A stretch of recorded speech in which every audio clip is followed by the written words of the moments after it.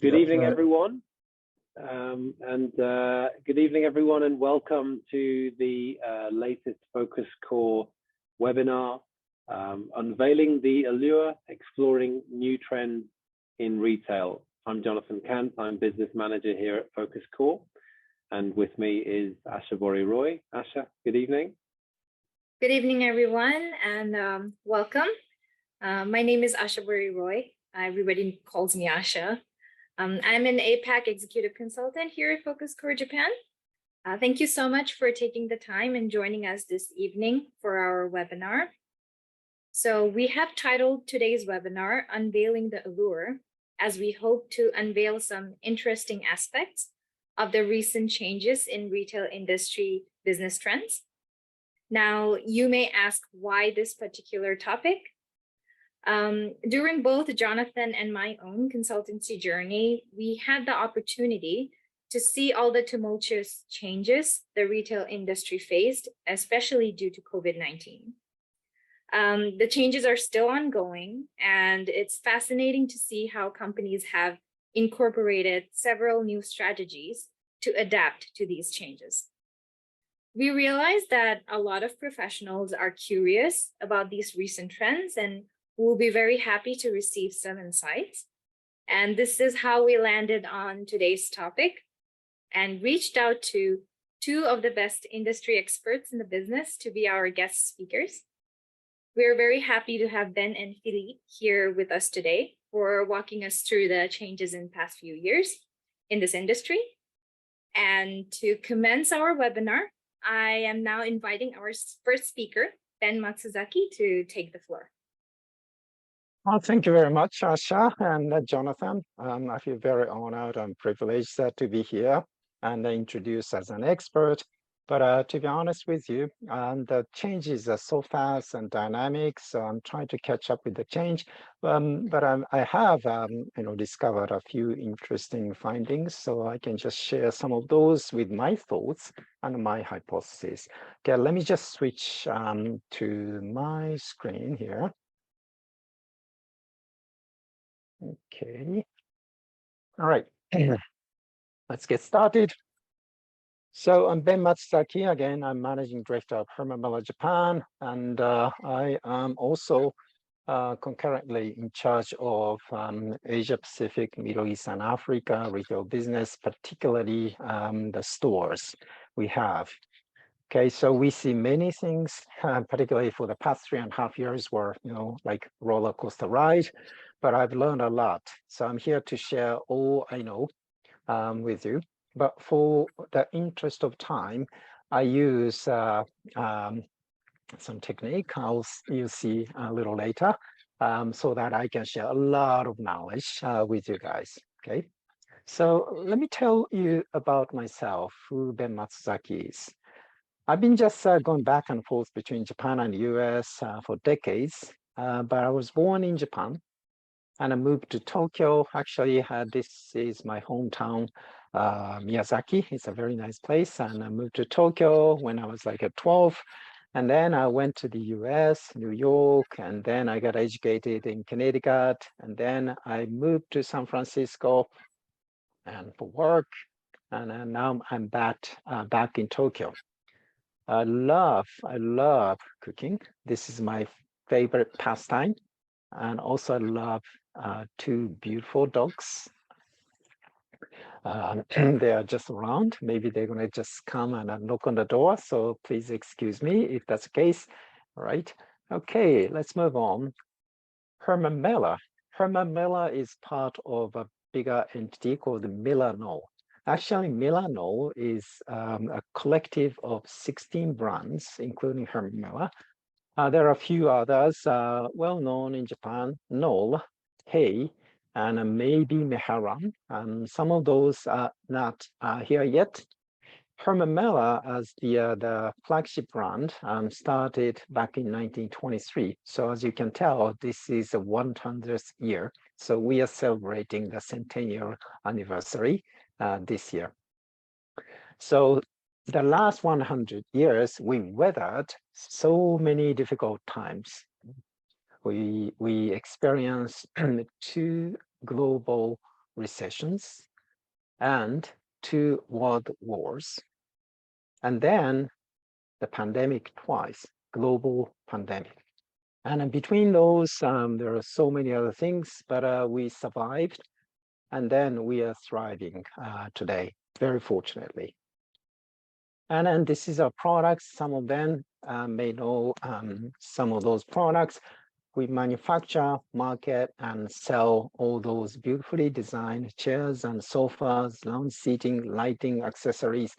And recently we've added gaming chairs. I love those gaming chairs. It's a beautiful one. We have 7 stores, 5 in Tokyo and 1 in Nagoya and 1 in Osaka. So please swing by if any of them is close enough to your place. Take a look and say hi to my team. So COVID. All right, how has COVID-19 has changed the paradigm? I see it, the paradigm shift triggered by this pandemic. There are a few questions to myself. Okay, where are our customers? Where are they now these days? They are in different places. Okay, that's number 1. Number 2, have they impacted by digital in good way or bad way? Yes, definitely. So I'm going to take a look at the impact of digital and how we should, retailers should react to that. Third, what are they witnessing? What are we witnessing? Any sea changes? Yes, we are witnessing sea changes. And what do we care more after the pandemic? It impacted our sentiment. So we need to understand what happened in their mind so that we can better serve our customers. And then what do we do? This is our strategy, right? And this is something I wake up in the morning and then I just keep thinking about this until I go to bed every single day. So where are our customers these days? Where are they? My customers are mostly business people or people who work or people who do some other things in their homes, but where are they? Some of them are working from home. Actually, to be honest, I never imagined before pandemic, if I work from like this today, I'm home and then I just spend like 2 days a week working at home, or maybe just 2 days a week working in different places like Starbucks or co-working spaces. I never imagined that. So they may be at home today, or they may be in the office today, or maybe they're on the go, or maybe they're on the beach. I visited this place, Nanki Shirahama. It's a mecca of vacation. You should take a look. It's a beautiful place. This is a beach, and then they have very nice co-working spaces near the beach. It's a must-go place. Of course, over summer you might go to Hokkaido or Karizawa or nicer places, but definitely this is one of the destinations. Anyhow, so they are in different places. It's a big change. And then digital. How are they interacting with technologies? One of the things I realized in a very early part of the pandemic is they are much more digitally empowered and globally connected. As I mentioned, we have stores and then wholesale dealer stores. We have about 150 touch points, physical touch points, and of course, online stores. And then when they have a great experience or bad experience, they just draw their smartphone and instantly tweet their experience to their friends and family. The speed is lightning fast, and then they're globally connected. So meaning they're empowered in a sense. But some of them may think that digital is a threat. Okay, they don't know how to use it. They're afraid of just using technologies. So it's our job to make it more user-friendly. And some of them are simply enjoying it. This old lady is enjoying, I think, a metaverse probably, or VR or AR technologies. This should be seen among many other people in common in the very near future. But certainly the pandemic triggered this change and accelerating this change. Right, this is the way I use IT. I have quite a bit of experience in IT sector. Even before Herman, I was in the IT sector in San Francisco and Tokyo. But I use IT, not for IT, but I use IT for better real experience like this. As I mentioned, I love cooking, so I use IT. I do search, and then I just share my recipes and with others. So this is how I believe it should be used. Okay, what about real and digital? I think digital should be the complement of real. So this is a research done by Google. So when people use mobile search to help make a decision, they are 57% more likely to visit a store and 40% more likely to make a phone call, maybe in the store, maybe after they leave the store, or 51% more likely to make a purchase. This is a big increase in conversion rate. All right, so you must understand how they want to be served, how they want to interact with technologies before, during, and after the shopping. Piece of information here. 82% of smartphone users, almost all of them, say they consult their phones on purchases they're about to make in a store, like this guy. You experience, doing this, and you've seen many people just watching something over the phone in the store. So they're just doing a search, or maybe comparing the prices or doing something else, but it makes a big difference. And so you need to understand this. And okay, this is another one, sea changes I mentioned. What are they and we witnessing? There are so many surprises. And we have experienced unusual things. Number one, war in Ukraine. I never imagined that. I never knew what would happen. But it is happening, and it's yet to, unfortunately. And polarization and inequality is still going on and even worsening. Climate change, and also inflation. For the first time, we are experiencing a serious inflation for the past like 40 plus years. I barely remember the last one in 70s, but since then, we have never experienced this big inflation. So they are all affecting our consumer behavior, their sentiment. So you need to understand how they impact our customers' behavior.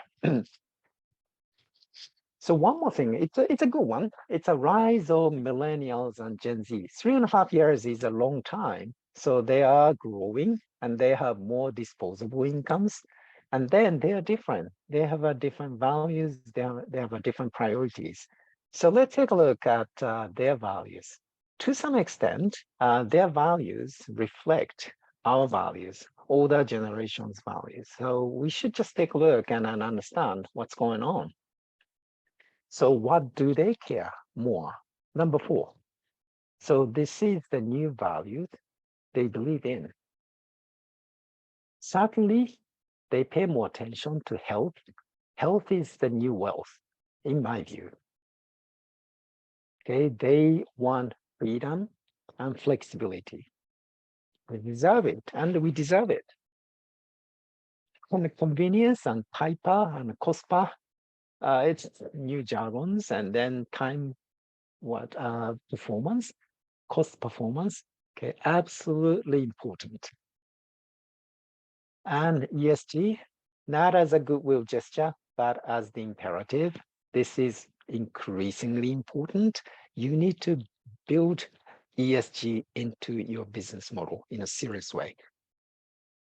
What else? Diversity and pride. This is my favorite one among those. Okay, people are more liberated increasingly, and then people feel secured in a sense, and people feel much nicer being part of this. It is the new values. All right, then the question, what do we do? What do we do then? Number one, always important to stay customer-centric.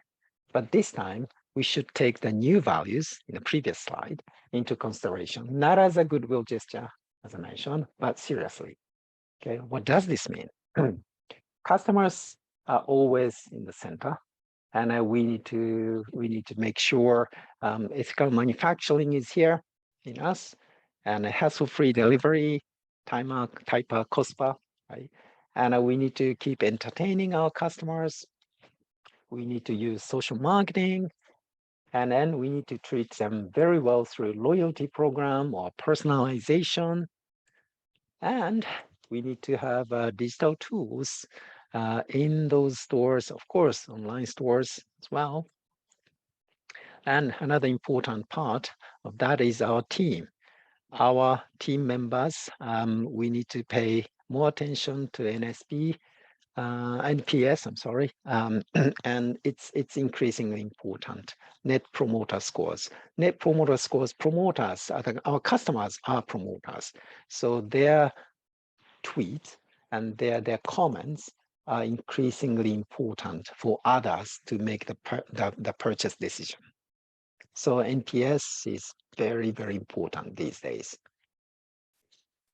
All right, to save our time, I prepared a recommended reading, the list of books I highly recommend. Number one, this is the best book, Japanese version and English version I ever read in the past 3.5 years during pandemic. Kori no Mirai, authored by Doug Stevens, is a great thinker. It's worth reading it.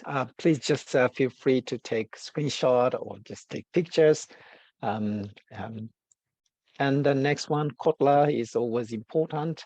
He's been authoring marketing and then 2.0, 3.0, and going on, but 3.0 is a good one to understand our customers. And this is a small one, only in Japanese. Audrey Tang is the treasure of Taiwan and Asia and the world, in my view. And she, or Audrey, is a great thought leader. So take a look, and Audrey mentioned some of those important elements. Okay, what do we do number two? Number two, we must be digital savvy. Digital is table stakes, okay? It's a necessity. It's not nice to have thing, okay? And you must hire and internally develop digital resources, talents. You can still work with the third-party vendors, professionals, but you need to have someone inside your organization. So you must hire someone. And then using the resources, we all want to strengthen our value proposition, leveraging the technology. And here's the choice. The choice is between offering absolutely overwhelming typer and COSPA and time and money well spent. Let me tell you what they are. Okay, if you choose the former, you will compete against, or you will be part of this group. In my industry, Nitori or IKEA are the two leaders in this segment. It was not our choice. Our choice is the latter. The latter is time and money well spent. That's our value proposition. The group is, there are many good brands like Patagonia, Herman, and any other good brands respecting time and money well spent, offering time and money well spent. We chose this one, but we need to do more. So as I mentioned, digital is a must. So here is a digitally enabled yet human-centered ecosystem. It's just a framework. You need to build all of them in an organic way like this. It's an ecosystem. Now again, for the interest of time, I'm not going to go into details. Well, I can spend easy hours, but I wouldn't this time. Instead, here are the list of recommended books. Number one, this is a great book. Thank you for being late. It's a weird title. In Japanese, 遅刻してくれてありがとう. It's a great book. It's a must read. Okay. And the next one is Digital no Mirai, Digital at Scale. This is another good one. Authored by some of my old colleagues in McKinsey. This is a great one. You should have a look. Again, Kotler. Kotler is always good. Okay, Kotler, his latest book is Marketing 5.0. It's all about the new strategy based on this digital ecosystem. Take a look. What do we do? Number three. Number three, be purpose-driven. You remember the new values. Okay, they really appreciate very nice values, very nice things like health, like ESG. Okay, so they and we are all the same. So we need to be purpose-driven as a retailer. Meaning we must tell the story with focus not on what you sell, not on what you make, but on why you are doing your business. This is why we started this web magazine called Why Magazine some years ago. So Why Magazine speaks about not the products, but why we do our business, why we do this, why we do that, so that our customers can understand our values. If they, our values resonate with theirs, I think they will be part of big family. That's how we see it. Okay, again, recommended books, and this time some short videos. Books, yes, this one, great one. The Conscious Capitalism in Japanese, it's 世界で一番大切にしたい会社. It's a really nice book. It was launched a few years ago, but it's still one of the best books I ever read. Some videos. It's a TED Talk you can find easily. This one in YouTube. It's a title called Golden Circle. The speaker is Simon Sinek. He's again a great thinker and a speaker. And you can enjoy this one. It's a commercial. Nike has a great TV commercial. This is my favorite one. Find your greatness. And there are a few versions, and then my favorite one is this one with a boy just running on the road. But you will understand after watching those videos why I am saying why is important. Okay, it's important. Oh, one more thing. We are at another war in Ukraine. No, we are at another war. The war is for talent. It's getting more and more challenging to hire and retain good talents. Okay. So there is no easy solution. But one thing I can think of is just ask the experts. Okay, they are readily available around us. And then the team is led by David Sweet and also the Asha and Jonathan. And I know there are many more, but the three of them have been doing very good to me. And thank you very much for lunch, David and Asha the other day. It was a great lunch in Ginza. Thank you very much. So let's stay in touch. But I think you should consult those experts in case you need good talents. And omake, more resources of inspiration and relaxation. Okay, books. Okay, this is another great book, The Art of Choosing, Sentaku no Kagaku, authored by Sheena Iyengar, who's teaching Columbia Business School. And if you want to know more about metaverse technologies, this is another great book, only in Japanese. And movie, famous movie, Ready Player One. This is all about metaverse. So it tells what the future will be like.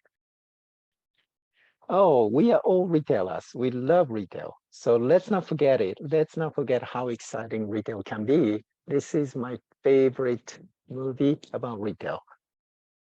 Garamash is at Bergdorf. Okay, spend money in Bergdorf. Why? Because it's great. So New York, Bergdorf, Mahono de Berg. Take a look, and you can easily find it as part of the Amazon Prime. Okay, and last but not least, one more book. Very, very nice picture book, authored by Devi and illustrated by Jennifer Shinkai, a friend of mine. They kindly invited me to the launch event last summer. It was a very nice little event. I really enjoyed that real face-to-face meeting with the interesting group of people. Thank you very much. So this is it. Thank you. It was short and sweet. I hope I just shared as much as I wanted. But in case you have further questions, you can reach out to me through this link. It goes to my LinkedIn page, and you can just leave me a message or whatever. Please take a look. Again, thank you very much. This is it. Thanks, Ben. Thank you very much. Thank you, Ben. This is Philippe speaking. I really enjoyed your presentation very much, especially on the savvy, the importance of being digital savvy. I cannot agree more. What you said, because sometimes we have internally some debates about what we should do, whether we should have rely only on agencies or should we have some experts internally. And I think your view on that is that you can do both, but you need definitely some people inside the company to manage the agencies. Absolutely true. Yes. Okay. Great. Yeah. Yes. Okay, so it's crazy how quickly time is going by. Let's move on to Philippe. Philippe is the country general manager of Pierre Fabre. And Philippe, we're looking forward to hearing what you have to share with us. Yes, thank you very much, Jonathan, for inviting me. It's a pleasure to share my experience with you. What I'll do today is I will quickly introduce myself, and I will share with you, because I'm in the cosmetics industry, share with you the trend in terms of channels. And then I will look at what are the external factors of change that we're observing these days and the main implications in terms of retail trends. So as an introduction, there are clearly three figures that could sum me up. The first one, I'm 51 years old. I reached the half a century threshold last year, which came as a little shock for me, but now I got used to the idea. I started my career in 1996, so I've been working for 27 years now. And I've been in Japan for 23 years. I spent most of my career in Japan. And you can see the different logos of the brands I've been involved in my career. So I started my career at L'Oreal in the cosmetics industry. I moved to the LVMH group and worked 4 years for Hennessy here in Japan. Then 2 years in Paris at Louis Vuitton. I came back to Japan to take charge of Villeroy & which is a German tableware company. I was in charge of the market, of the Japanese market. And I moved to the Fauchon French fine food brand, and I was in charge for 6 years of Japan.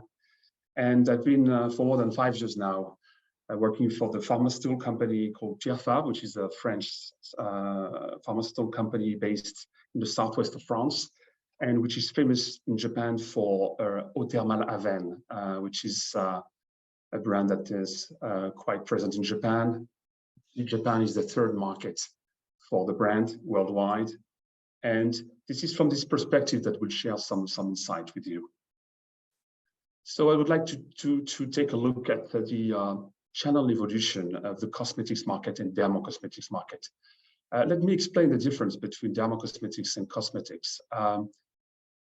Dermocosmetics is actually one category within the cosmetics market. The difference is that dermocosmetics would be halfway between cosmetics and medicine, meaning that the efficacy of the product is proven through clinical tests. So, for instance, you can prove that you can claim that your product has an effect on acne or on anti-aging or whatever, or atopy or atopic dermatitis or things like that. So now the fact that you can claim it in Japan or not is a different topic, but basically dermocosmetics products are meant to have a certain efficacy on the skin or on the hair, depending on the type of category you are in.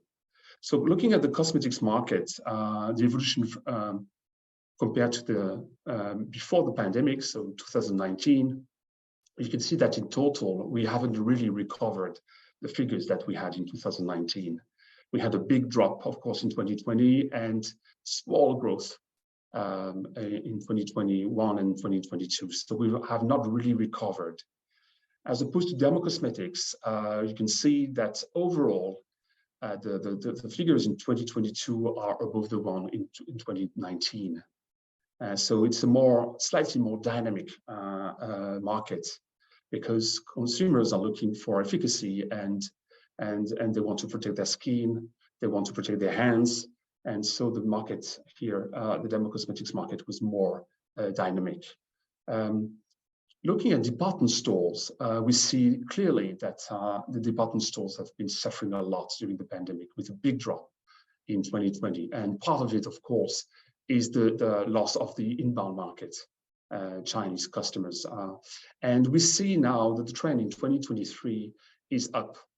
You can see a lot of articles in Japanese newspapers showing that in different categories, not only cosmetics, the department stores growth is very impressive. In the fashion sector, of course, but also in the cosmetics sector. So the trend is getting better in 2023, thanks to the return of the inbound market.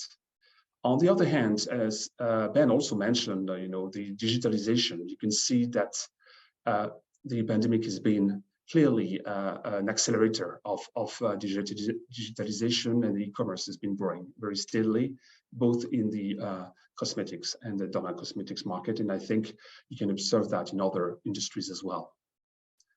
Specifically to Aven, where we are very distributed in the drugstores, you can see that drugstores have been quite resilient. Overall, the sales in 2022 compared to 2019 are up. This is due to the fact that almost no drugstores closed during the pandemic, and also because they offer products that were relevant for customers, such as masks. So a lot of customers continued to go to drugstores, and as a result, they also bought other products. Also, the drugstore category is quite dynamic in terms of M&A, and a lot of groups are taking leadership and taking a lot of initiatives to grow. So the drugstore channel is quite dynamic compared to other channels. So let me take a look at the different key factors of change that we observe. This would be a bit similar to what Ben mentioned. In the middle, you can see the pandemic or the end of COVID as a quite important factor. For cosmetics, there are two main implications, which are, of course, the traffic that is up again. So human flow increasing is one important factor that we have to take into account when you think in retail and marketing. And specifically for cosmetics, of course, the decrease in mask usage, which has some implications on facial care, on makeups, and of course, has strong implications. But as Ben mentioned, it's not about only pandemic. We observe other changes, and especially the environment challenge, which leads to more focus on ethics, so higher ethical orientation with SDGs, CSR, and diversity and inclusion that also mentioned earlier. The other factor is the war in Ukraine and the inflation. So how do we deal with that is also something we have to think about. Now, I try to map a little bit more in detail what are the implications of those different trends. So the ethical orientation, I can see two main implications here. In the cosmetics sector, there's a clear trend for what we call clean beauty. So clean beauty is basically develop products that use more natural ingredients and get rid of all ingredients that tend to be a bit dangerous for the health. And it's a trend that we've observed over the years and also before the pandemic.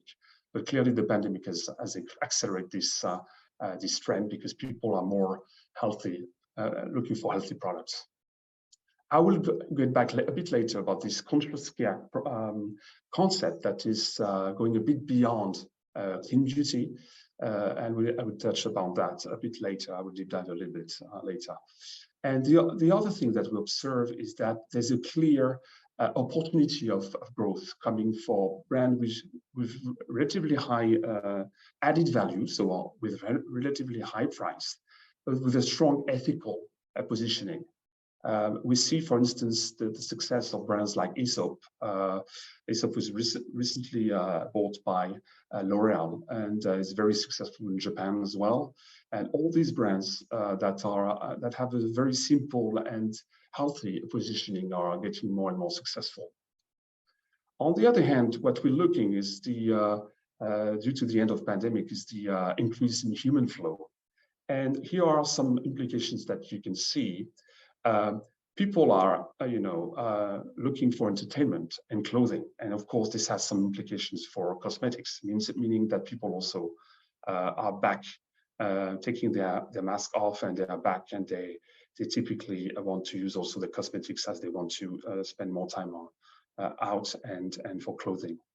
What we see is that brands are also taking new initiatives to develop offline contacts with their customers. So during the pandemic, online contacts were increased, but now that people are going out, we see an increasing number of pop-up stores all around the place, which was stopped for 2 or 3 years.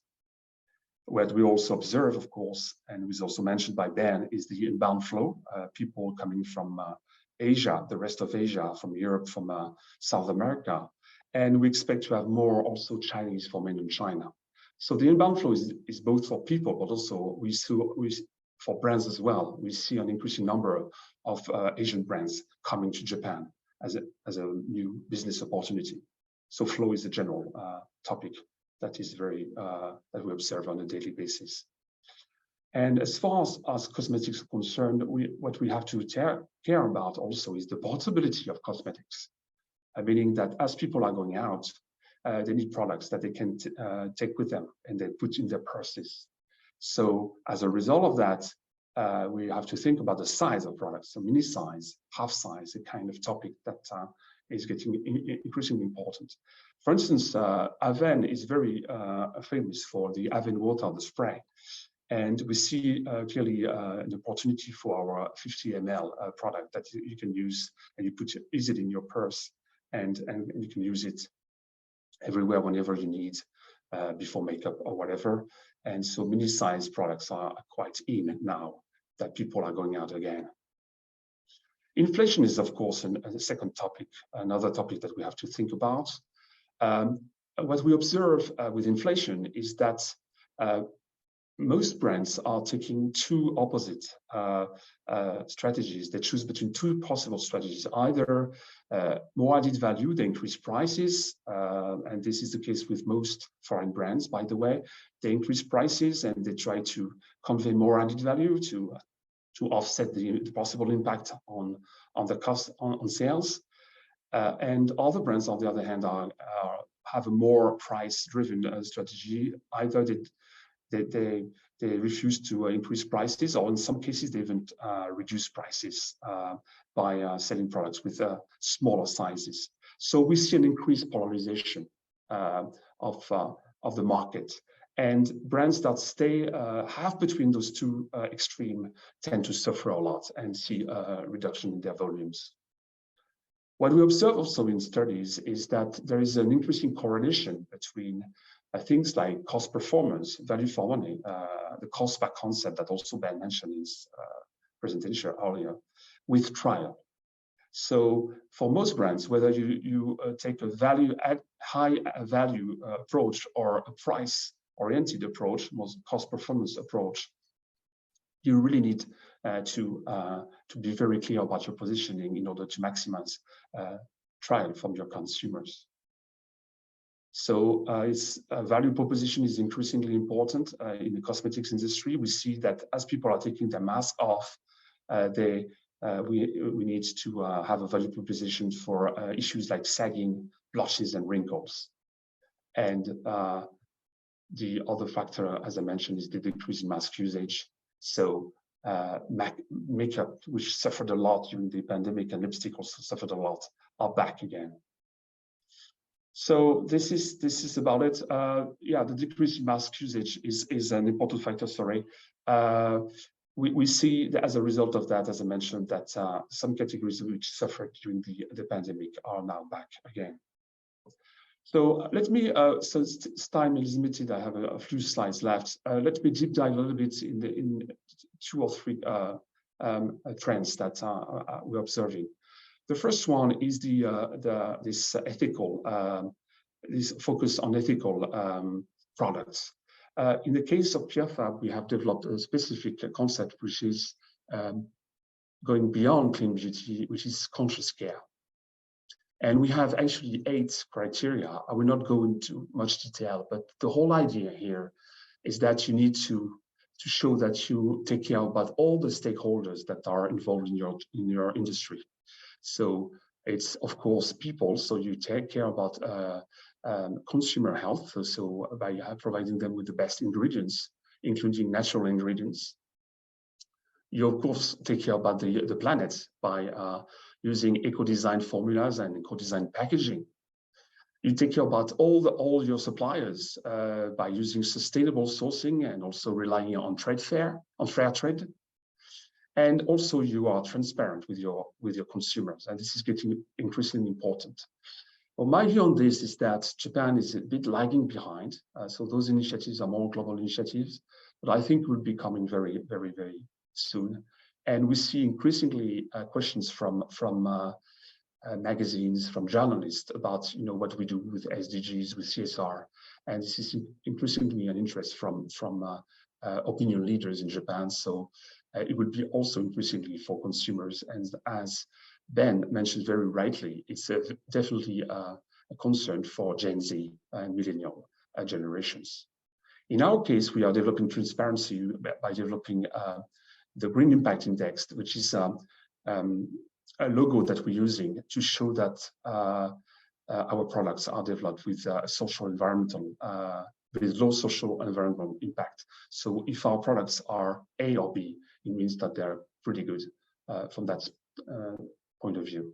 And it's, of course, a ranking that comes from a third party. It's not from our own company. There's a third party that evaluates all the products in the company. And it's important to convey that to consumers as well. Another trend that I would like to mention today is the increase of the men and genderless trend.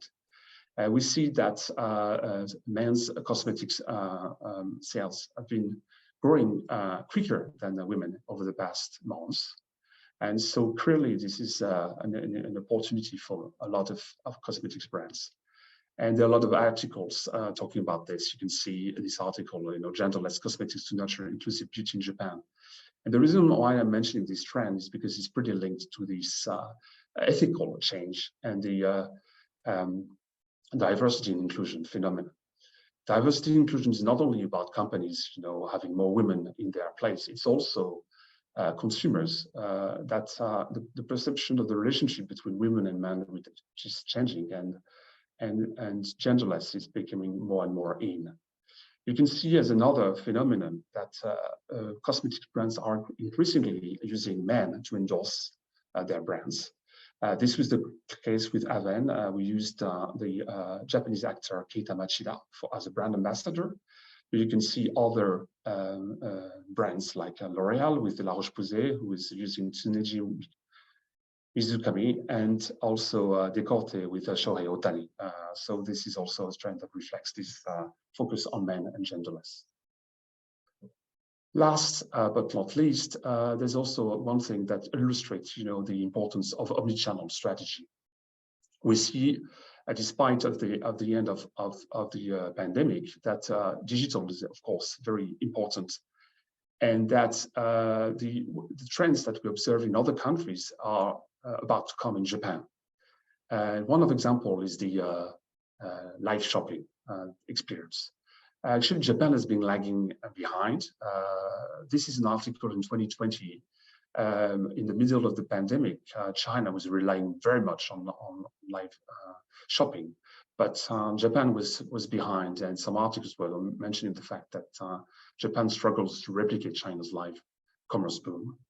But other people think that it's just a question of time, and it is coming. So some people estimate that by 2027, the market will go to 200 to 300 billion yen, which is relatively small compared to a market like China. China is far bigger, but it's definitely an opportunity in the future. So that's something that most brands should think about.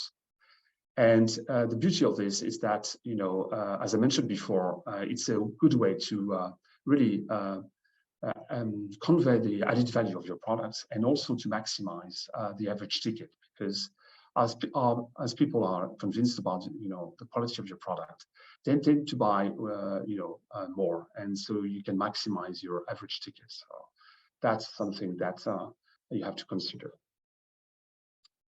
So that's it for my presentation. The conclusion is that, you know, of course, omnichannel is a key trend. I think the pandemic has clearly accelerated the digitalization of Japan, which is lagging behind. Off channels are still very strong, and department stores are coming back, and I think first stores have been very resilient, and for the cosmetic industry remain a key channel. So off channel are very strong. But definitely the digitalization of Japan is on, and will be gradually catching up with other APAC countries. Thank you for listening. I'm ready for your questions. Thank you so much, Philippe. Thank you for your time. Although I know that we are running out of time, I would like to point out a few things that I thought that were common in both Philippe and Ben's presentation. And that would be the diversity and pride section. I think that the point that Philippe mentioned about genderless cosmetics, I think in any consumer sector, it's really evident now, because me also being a Gen Z, I can see that how we are taking over the market and changing the trends, and how important it is for us to have more of a non-binary approach, I would say. And yeah, it was really interesting to see the how it overlapped in both of your presentations.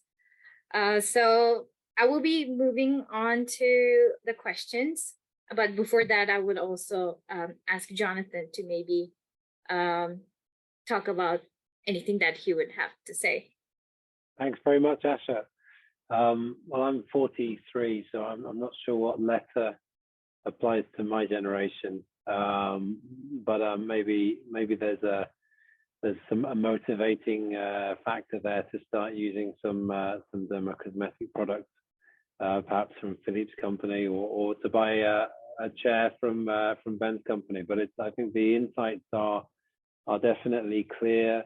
Omnichannel is definitely becoming a factor. We're going to talk about that in a minute.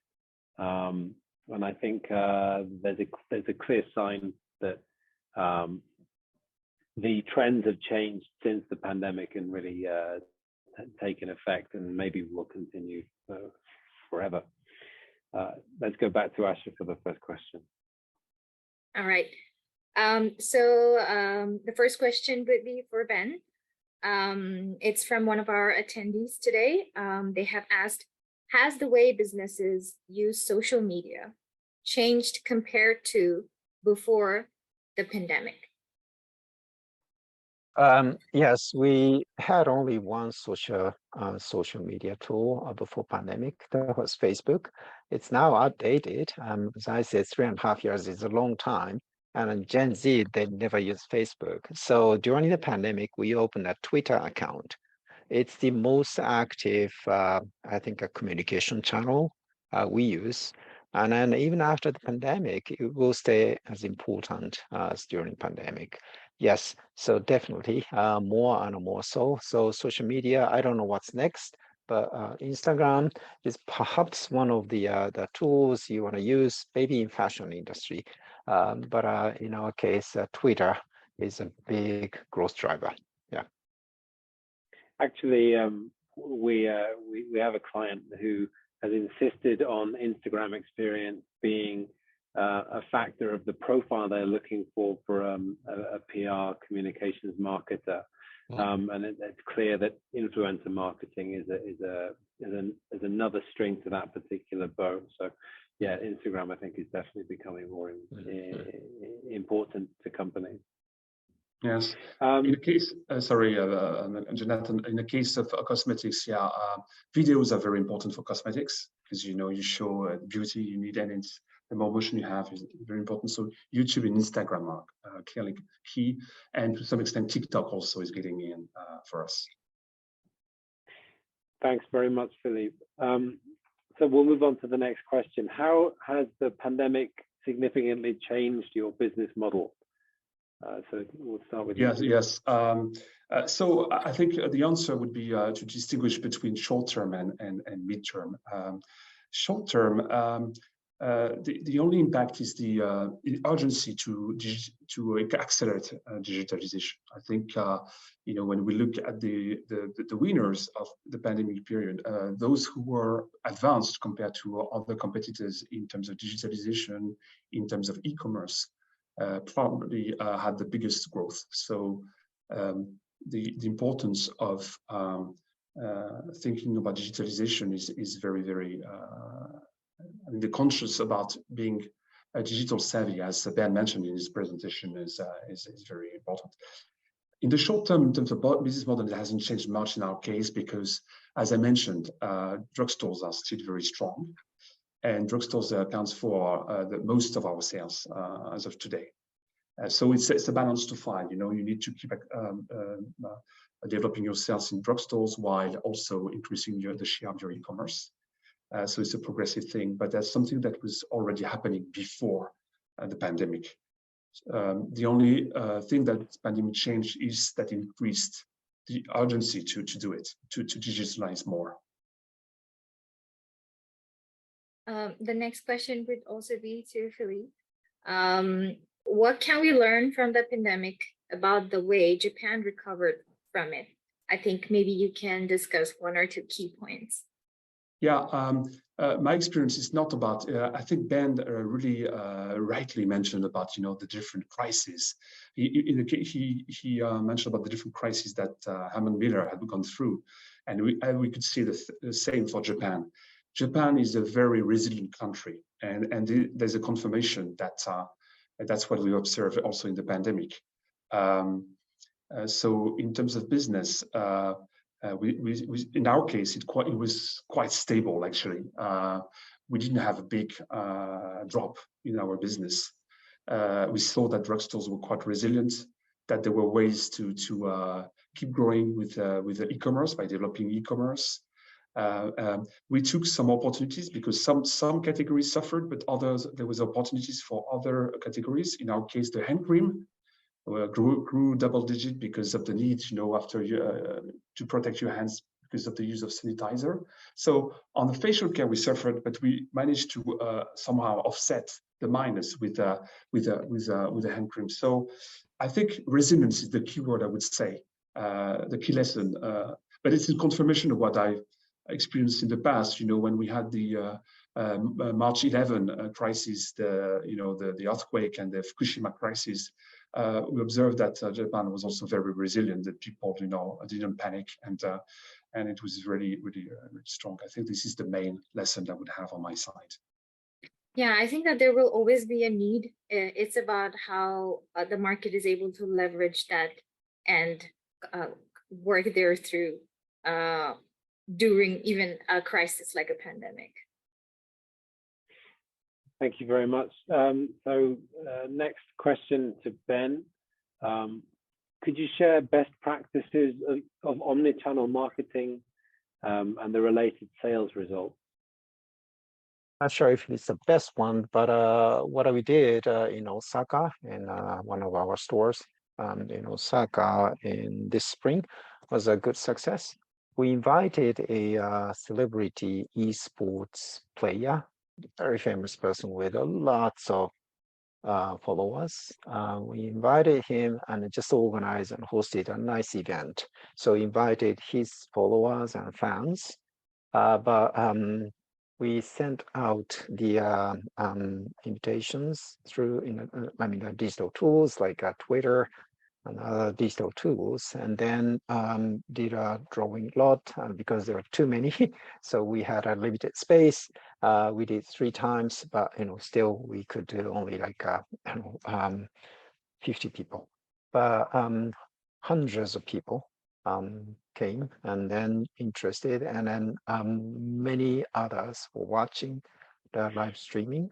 So it's a combination of the real brick and mortar space with a digital streaming tool, as well as digital sort of way of attracting those people. And then, of course, those 50 people who luckily in the store and I met him in person, started tweeting their experiences immediately.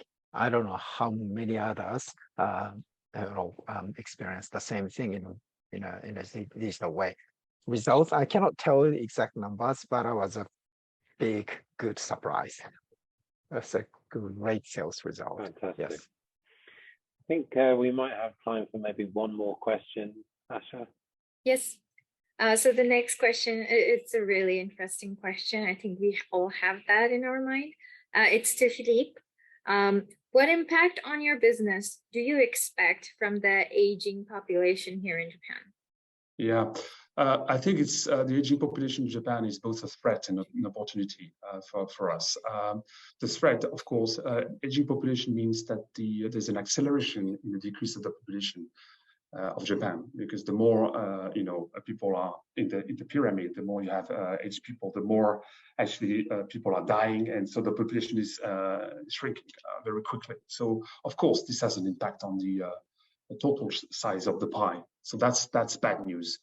The good news is that you have also to consider that opportunities from at least two point of views. The first one is that it means also there is an increasing demand for anti-aging products. So that's one thing. So how do you address that? Cosmetics is also about anti-aging. So innovation, having a clear unique cell link proposition, USP, is very, very important. And if you're strong in that, if you're strong in R&D, this is clearly an opportunity. The other thing is that it also forced you to look at other segments of the market, especially young customers. Ben mentioned about Gen Z, millennials, it's the right thing to do. So, and there's a concept coming also from digital, which is a lifetime value. So the aging population is, you can address that aging population as an opportunity, but you also need to address the rest of the population and think in terms of lifetime value, trying to maximize the value in the future for your brand of each customer, young customer, and trying to recruit them, as young as possible with some products that will be relevant for them. So I think by adapting to this situation, you can actually create new business opportunities as such by doing so on the two extreme of the pyramid of the population. Thank you so much, Philippe, for your answer. Okay, so we're very, very close to the end of our hour with Philippe and Ben. Thank you very much to both of you for your insights. It's been really, really interesting to hear you talking about your experiences in the past 3 years or so, and your predictions, if you like, for what's coming in the future. Asha, do you have some something to close with? I just wanted to let all the attendees know about a small point. So every summer, Focus Core prepares a salary guide, and there's a salary guide survey that we will be sending out to all the attendees today. and your valuable participation is eagerly awaited. Please feel free to fill out the questionnaire, and of course, at your convenience. We'll appreciate that. Right, thank you very much. And then one last point, which is that if anyone needs any help, both finding new talent, which of course came up quite strongly in Ben's presentation, or indeed with your own job search, please feel free to reach out to myself, Asha, or any other member of the Focus Core team. We are at your service. And all that is left for me to say is thank you and good night. Thank you. Good night. Thank you very much. Thank you. Thank you very much.